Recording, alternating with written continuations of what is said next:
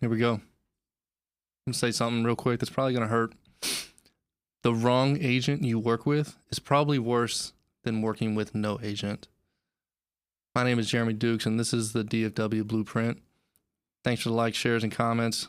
Can't wait to get into this conversation. As you know, the goal of this is to have good conversation, opinionated conversation, and, educate, learn, and let's get into it. One of the biggest questions that I seem to come across is, both from buyers and sellers, is whether they actually need a real estate agent. Today we're going to have an honest, clear conversation, debate maybe, pros and cons about working with an agent or not working with an agent. Because the truth is, sometimes you might not need one. Just depends on the circumstance. When you might not need an agent, it could be between a family member. You're buying from a family member. You have a full understanding of contracts, negotiations, inspections, and the legal side. So a good example might be an attorney. You might not need a real estate agent. A lender. They kind of understand the lending process. They've been in the business for a while. Maybe they don't need a real estate agent. Even though I am a real estate agent, I don't know if I would sell my own home. I just don't know. There's an emotional piece to it that maybe I won't be able to block out. But there is some segment of the transaction where people can get in trouble if you don't know the little landmines that are out there. Contract language, negotiation strategy, leveraging the buyer or seller's agent, appraisal gaps, inspections, title issues, financing timelines. What does it mean if I have a lien on my property and I didn't know about it? How do we fix that? That happened. Buying a house isn't just finding the property. It's navigating everything that happens after the offer. Anyone can offer your home. You can get an unsolicited offer, but what are you going to do with that after you receive it? How are you going to handle that? And what a good agent actually does is a little bit more than just open your door. They talk about market strategy for sellers. They talk about offer structuring. They talk about negotiations, managing timelines, and protecting clients legally, and solving problems during escrow, during the appraisal period, during the option period. And I want to say one other piece, protecting clients legally. I want to say that again, because you can get divorced without an attorney. Would you? Maybe. Maybe you think you can handle it. Maybe you think you can handle the emotional piece of it, the psychological nature on how to communicate with folks. Some folks are selling the home they've been in for 25 years. Imagine uprooting your life because circumstances might change, and you have to have some empathy, some understanding of where somebody might be coming from or what they're going through. They might not want to sell, but they have to sell, right? They might be upside down in their home, and they're going to have to bring $20,000 to closing. So it's one of those situations where 2% of the job is opening the door.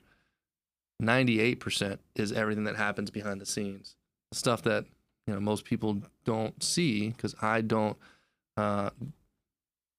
dump those things on my clients. I don't tell them the conversation that I just had to navigate and the landmines I had to go to get to the solution. If you want to know, of course I'll tell you. But you want results and how we got there together. I want to make sure that we get there and we get results. But I think the biggest misconception is agents are just showing homes. They're just there to show you the home, and that's it. But what you get is not just protection. Agents manage the risk. They manage the strategy. And most deals don't fall apart during the showing. They fall apart during inspections, during the appraisal, during financing. I had a client close on a home, and then she was selling, went to go buy the home, So we had 2 different closing dates. One was on a Wednesday, one was on a Friday. I did not get the clear to close until Thursday evening for that Friday closing. Imagine that emotional burden that the client was carrying, wondering, are we going to close on Friday at 9 a.m.? But it's the relentlessness, because you have a job too. You've got a life. You know what I mean? I also have kids, but this is the career I chose. And just like attorneys or doctors, they're going to fight for you. And this is when working with the wrong agent hurts, and super, super important. Are they a poor negotiator? Are they a weak communicator? Do they lack the market knowledge? So when you have agents, they want to introduce themselves. Check their experience. Communicate. See how they communicate. Talk to me about your last transaction.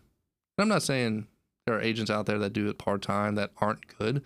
They could do 3 to 5 deals a year, and they're pretty good. And they might be really good. But ask them. It's okay as a consumer to ask. Talk to me about your last transaction. I hope you do ask me, because I got stories for days. But also, real estate's become a little bit more complex. The question I've posed to a client today was, when was the last time you bought a home? And he's like, oh man, it's been over 25 years. Anyone who's bought a home in the last year, a couple years, knows that you get a stack of papers about that big, and somebody needs to be able to explain all that stuff to you. There's different steps that need to be taken. And, one of those situations where you don't know what you don't know could get you in some trouble. There's interest rate volatility. Is my interest rate locked in? Why is my interest rate changing, right? Did you sign up for an ARM and you just don't know and you're more educated for it?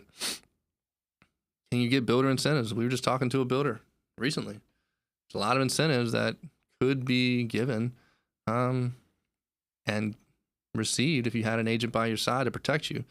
There's still appraisal gaps with new construction. You can still have your own inspection. Seller concessions. A lot of people don't know what that term means, concessions. It's where I'm fighting for you as the buyer to get them to help with either your closing or repairs or anything. It could be anything. Just know that when I say the market rewards strategy, and strategy is where experienced agents add value, it's not just talking about making a decision to buy a house, making a decision to get the right agent by your side, and someone that knows is definitely going to be a decision not to take lightly. My advice, for buyers and sellers, whether you're using an agent or not, make sure you fully understand the process. I like to educate my clients from start to finish. That doesn't necessarily mean that on the next transaction they won't need me. But I remember when I was going through the process, it was a shotgun full of information. And I remember being at the closing table. All of a sudden I'm signing these documents. And, before making one of the biggest financial decisions of your life, make sure you have a full understanding of what the process is. And it's okay to reach out. Always open to have a conversation. But just know that a great agent isn't there to convince you to buy a home. You might not be ready to buy. You might not be ready to sell. And I might not be the right agent for you. But a great agent is there to guide you through the process, protect your interest, whether you're buying or selling. But know that if you're in the Dallas-Fort Worth area, DFW, and want to talk through the process, I'm always here to help. I'm always here to have great conversations, educate you on the process, and go through the different landmines. Because I know, I've said this before and I'll keep saying it, I never ever thought I was going to own a home. Had the opportunity to own a home. But, because of my stupid financial decisions that I made when I was in the Marine Corps, is you might not think you're ready.